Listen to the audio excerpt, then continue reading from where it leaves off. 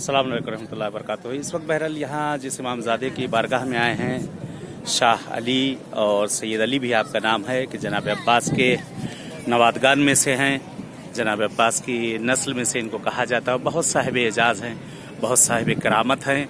सरज़मीन कुम पर इनकी बहरहाल कब्र है और ज़री अक़दस और रोज़ा बना हुआ है। इस वक्त उनकी बारगाह में आए हैं। इंशाअल्लाह यहाँ भी नायब ज़ियारत हैं आप लोग की तरफ से और दुआ गो इंशाअल्लाह ये आप लोग ज़ियारत कर लीजिए।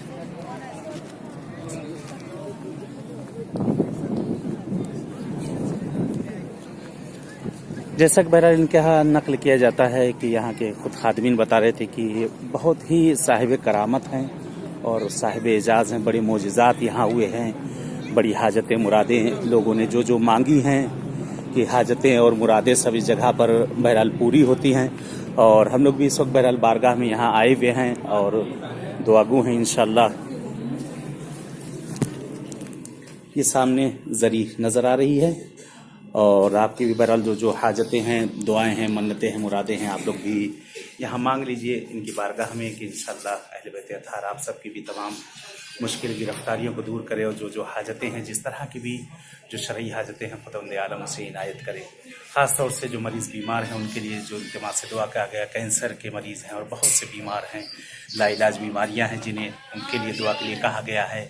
और ये औलाद हजरात हैं कि औलाद के लिए कहा गया है, उनके लिए भी दुआ को खुदा औलाद नेक और सालेह इंशाअल्लाह इनायत करे। और दुआ करते हैं परवरदिगार से कि हमारे ज़माने के इमाम का ज़हूर हो और मौला का ज़हूर हम सब के लिए बाइस आफ़ियत और रहमत करार पाए। ये सामने ज़री है, आप लोग ज़री की ज़ियारत कर लीजिए। ये इमामजादे के शाह अली कहे जाते हैं।